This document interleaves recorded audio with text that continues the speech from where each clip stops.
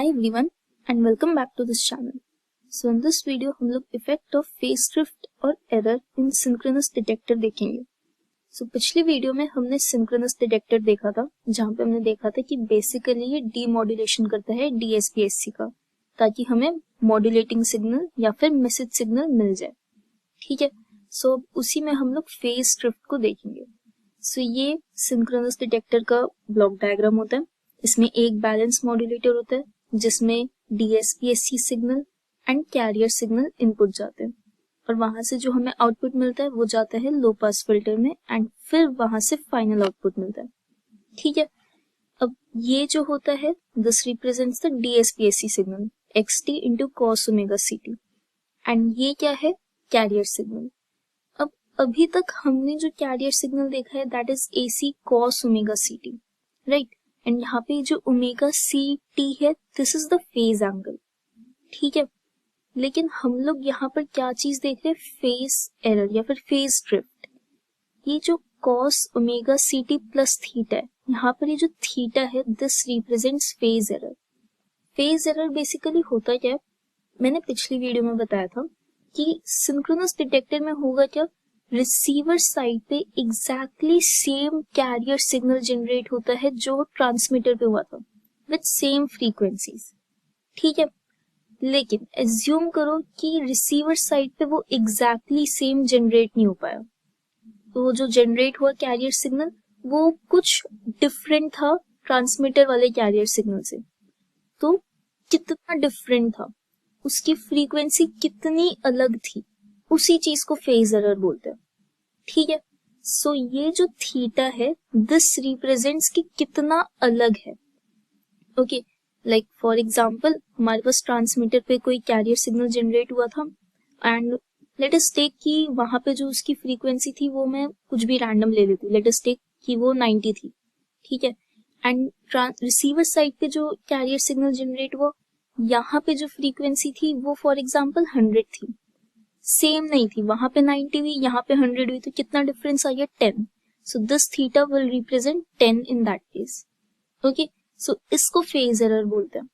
ठीक है, सो in this case यहाँ पर हम लोग जो कैरियर सिग्नल लेंगे अपना वो होगा AC cos omega CT plus theta. ठीक है, and this theta will represent the phase error. Okay, अब अगर ये कैरियर सिग्नल हुआ इन दैट केस y1t क्या हो जाएगा, इन दोनों का product. So y1t is xt cos omega CT plus theta into cos omega CT. ठीक है, अब दो cos आपस में मल्टीप्लाई हो रहे हैं तो भाई वही पुरानी वाली टेक्निक, 2 से मल्टीप्लाई करो, 2 से डिवाइड करो एंड ये वाली प्रॉपर्टी लगा दो, सॉल्व करो ये and you will get this. ठीक है, ब्रैकेट्स को ओपन कर लो and you will get this. अब ये y1t आ चुका है, ये जाएगा लो पास फिल्टर में. लो पास फिल्टर में हमें क्या पता है कि मैक्सिमम फ्रीक्वेंसी जो वो अलाउ करेगा that will be omega M. उससे ज्यादा वो पास नहीं करने देगा, सिर्फ 0 और ओमेगा एम के बीच में जो भी फ्रीक्वेंसीज होंगी वो पास करेंगी. ठीक है, तो फिर से वही कंपैरिजन करना है. अब यहाँ पर फ्रीक्वेंसी क्या है, कॉस में क्या है 2 ओमेगा CT प्लस थीटा. अब मुझे पता है ओमेगा C ऑलरेडी बहुत बड़ा होता है ओमेगा एम से, उस पर भी 2 टाइम्स, तो ये वैल्यू ऑलरेडी बहुत बड़ी है, तो ये तो डेफिनेटली पास नहीं करेगी. ठीक है, यहाँ पर क्या है हाफ xt cos थीटा. अब ये जो cos थीटा है ना यार, ये फेस को इन्फ्लुएंस नहीं कर रहा है, ये एम्पलीट्यूड को चेंज करेगा. कैसे, cos थीटा की मैक्सिमम वैल्यू क्या हो सकती है 1 एंड मिनिमम वैल्यू क्या हो सकती है 0. बिकॉज अगर मैं थीटा को 0 रख दूंगी देन मुझे क्या वैल्यू मिल जाएगी cos की 1. थीटा को अगर हम लोग 90 रख देंगे देन cos की वैल्यू क्या मिल जाएगी 0. सो इसलिए cos थीटा जो है वो 0 और 1 के बीच में लाई करेगा, है ना. तो 0 और 1 के बीच में लाई करेगा तो वो तो सिंपल 1/2 से मल्टीप्लाई हो जाएगा, है ना. सो इन अदर वर्ड्स यहाँ पे जो cos थीटा है ये सिर्फ एम्पलीट्यूड को इन्फ्लुएंस करेगा. ये xt क्या है हमारा मैसेज सिग्नल, यानी कि Vm cos ओमेगा mt, तो वो ओमेगा m को इन्फ्लुएंस नहीं करने वाला cos थीटा. cos थीटा सिर्फ एम्पलीट्यूड को चेंज कर सकता है, फ्रीक्वेंसी वगैरह सब कुछ सेम रहेगा. ठीक है, सो इस एक्सप्रेशन में फ्रीक्वेंसी क्या होगी, जो भी फ्रीक्वेंसी एक्स टी की है, एंड एक्स टी की फ्रीक्वेंसी क्या होगी, ओमेगा एम। ठीक है, ओमेगा एम है और लो पास फिल्टर ओमेगा एम को अलाउ करेगा पास करना, तो इसलिए ये वाला एक्सप्रेशन इजीली पास हो जाएगा लो पास फिल्टर से। And finally low pass filter का output that is Y T, क्या मिल जाएगा हमें, half X T cos theta. Okay, where cos theta and 1/2 they are nothing but constants, and X T जो है वो तो मॉड्यूलेटिंग सिग्नल होता ही है हमारा। ठीक है, सो यहाँ इस तरह से हमें मॉड्यूलेटिंग सिग्नल मिल जाएगा। ठीक है चीज, अब यहाँ पर चीज क्या है कि कॉस थीटा एक टर्म इंट्रोड्यूस हो गई है। क्यों हो गई इंट्रोड्यूस, बिकॉज यहाँ पे कुछ फेज एरर है। ठीक है, अब फेज एरर है यानी कि exactly same carrier signal generate नहीं हो पाया रिसीवर साइड पे जैसा ट्रांसमीटर पे था, तो यानी कि कुछ तो गड़बड़ है। सो इस वजह से attenuation will occur. Okay, although हमें मॉड्यूलेटिंग सिग्नल तो मिल रहा है हमारा, लेकिन स्टिल एक एक्स्ट्रा टर्म तो आ रही है ना कॉस थीटा। क्यों आ रही है, बिकॉज कुछ तो एरर है और इसलिए attenuation will occur. Okay, so why हमें फाइनली क्या मिल गया था, 1/2 एक्स टी कॉस थीटा। अब यहाँ पर ना केस लेते हैं, let us take theta equals to 90। ठीक है, थीटा जब हम लोग 90 रख देंगे यहाँ पर, तो Y T will be 1/2 X T cos 90, and cos 90 क्या होगा, 0। So in that case Y T will become 0। ठीक है चीज, वाई टी 0 हो गया, उसका मतलब क्या हुआ, मैसेज सिग्नल हमें नहीं मिल पाया। ठीक है, वाई टी ये वाली वैल्यू है, एंड अगर ये वैल्यू 0 हो गई इसका मतलब हुआ हमें मैसेज सिग्नल या फिर मॉड्यूलेटिंग सिग्नल नहीं मिल पाया, हम लोग डीमॉड्यूलेशन नहीं परफॉर्म कर पाए। ठीक है चीज, यहाँ पे 90 का मतलब क्या है, ये चीज आई होप क्लियर हो गई होगी। इसका मतलब है कि ट्रांसमीटर पे जो कैरियर सिग्नल था एंड रिसीवर पे जो कैरियर सिग्नल था, इन दोनों के फेज में 90 का डिफरेंस था। ठीक है चीज, जैसे यहाँ पे ये चीज से समझो, हमारे पास एक ट्रांसमीटर है। ठीक है, यहाँ पे कोई कैरियर सिग्नल था AC cos omega C T, then एक रिसीवर है, यहाँ पे भी कैरियर सिग्नल जनरेट हुआ लेकिन विथ 90 का शिफ्ट, यानी कि यहाँ पर क्या होगा, cos omega C T plus 90, and cos something plus 90 क्या होता है, sine. So this will become sine omega C T. यहाँ पर क्या था, कॉस ओमेगा सी टी, यहाँ क्या हो गया, साइन ओमेगा सी टी।